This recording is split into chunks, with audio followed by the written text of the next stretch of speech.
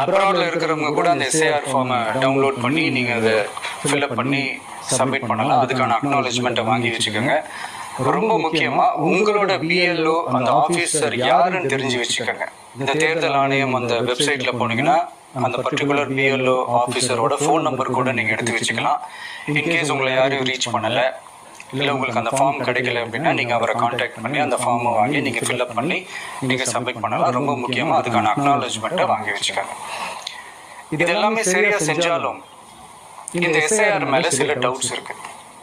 அது என்னென்னா, இந்த 6,36,00,000 வாக்காளர்களுக்கு ஒருத்தர் விடாமல் இந்த ஒரே மாதத்துக்குள்ளே எப்படி எல்லாருக்குமே அந்த ஃபார்ம் போய் ரீச் ஆகும்? ஒன்று.